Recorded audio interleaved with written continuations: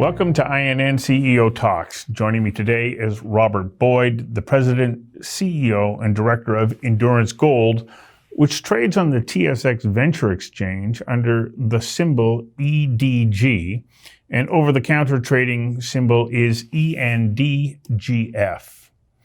Endurance Gold is an exploration and development company that is engaged in the exploration and development of mineral properties in North America with a primary commodity focus on gold. The company's current activity is focused on a new discovery on the Reliance property near Goldbridge, BC, which is in the historic Bralorne-Pioneer gold camp. Its other 100% projects include the Elephant Mountain Project and the McCord Gold Project, both of which are in central Alaska, and the Bandito Rare Mineral Nicobium Project in the southeastern part of the Yukon. Now, the company also owns other majority joint venture interests, royalties, and investments in other junior mining companies. Robert, thanks for joining me. And let's start on the Reliance property because you recently released some exciting results for a 2021 initial RC drill program of 35 holes. How significant are these results? Well, they're very significant. We conducted two programs, one that finished in late 2020 of about 16 holes we completed there, and then we completed another phase here of 35 holes between April and just last week we announced the results from those holes. And we got some very encouraging drill intersections in what we call the new Eagle Zone, which is up on the hill, and it pretty much outcrops on surface, and all the drill intersections we've got now at the Eagle Zone are within 50 meters of surface, and the zone outcrops on surface as well.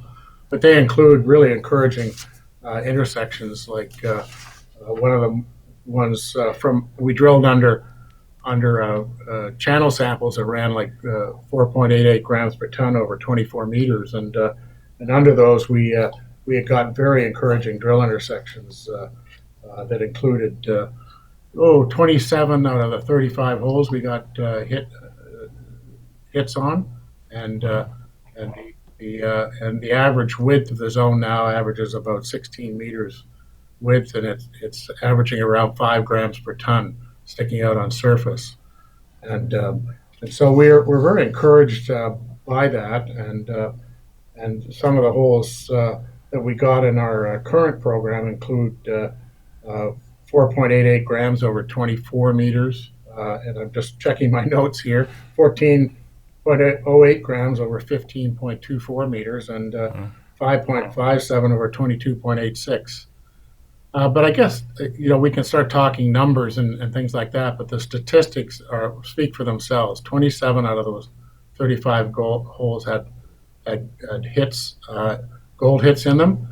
And of all the holes we drilled last year and this year, we've got 10 of those holes that have a gram meter product that exceeds 100, which is a very good number in our business. If you have a high incidence of high gram meter product drill intersections, statistically, it indicates potential for a good gold system. And the important part about our drilling here, both in December and the current phase that we just completed, is that we've now identified gold and bedrock over about 1.2 kilometers of strike, and getting intersections like in the Diplomat zone where we got 16.4 grams over 4.6 meters. This Eagle zone I mentioned, where we got these very encouraging drill intersections, and then building out from an original zone that was discovered in the mid to late 80s by a prior owner, and they only explored around that small area where they had drill intersections like 10.6 meters running 9.9 grams per ton. So we've got a system here that's demonstrating that is very pregnant in gold over a good strike length and is still open to expansion along trend. And we started with a phase of RC drilling because some of these zones that we discovered in outcrop are quite oxidized, and so we felt we needed to look at a drill technique that would recover all the intersection and we wouldn't lose it. And now we're transitioning as we get deeper into the sulfide portion of the system into a diamond drilling program, which we hope to start in July. So that's your next step then, is it, to move to the diamond drilling? Oh, absolutely. And this is the kind of project that we could be diamond drilling on this for several years, just building out the potential along the trend of this system. Now that we've opened up this significant strike extent, we've now completed the systematic work, which has never been done on there. I mean, there was never a gold soil sample survey done until we got on the property. There was never any geophysics. So we're now completed a 3D IP survey, and that's giving us some encouragement for what we've seen in the initial data that's coming in. And so we're really anxious to take advantage of that, together with our high incidence of gold intersections near surface, and start following that with the diamond drill down dip and demonstrate that this is an orogenic type gold system. We know that, and so the potential for these orogenic gold can continue significantly. Just like Bralorne, we're only 10 kilometers away from Bralorne. It's a very historic camp. The Bralorne-Pioneer mine complex is the biggest historic gold province at over 4 million ounces gold. And it had very high grades, 17.7 grams per ton in high grade vein systems. And we're in a similar type of system, but we're at a higher level, geological higher level. So you get broader zones of alteration and different attitudes to the mineralization, but it's still a strong gold mineralizing system that we know has the potential to continue down at depth into grade vein systems at 500, 600 meters depth. So that's what this system, we've got pretty much the whole thing preserved, and now we just got to do the systematic exploration to turn it into a major discovery. And that's what we're doing, and what we're doing for the next few years. So do you have the funding you require to take these next steps, or are you going to have to go out and raise a bit more cash? Well, we're at the end of the first quarter, we had about 4.7 million in working capital. So we're in a pretty strong financial position. We have a tight capital structure with about 50% held by of the company held by insiders. But if we start moving to a multi-phase drill program, we're going to have to go back to the market at some point because we are a venture capitalized junior mining company. But we have done some recent financing, a smaller one in December and another one in mid-March. And that work, that has really helped us fund the program through to this stage. And that money is also will help fund us right through to the current drill program. We would like to increase the size and scope of that drill program, so that might involve looking at going back to the market. Yeah. So you got great results, you've got money, you've got a plan moving forward, and yet you took a bit of a hit on the market not too long ago. Do you have any idea as to why or what happened there? Well, we had some very good results, but we just happened to release the results from our program on the same day that gold took a big hit.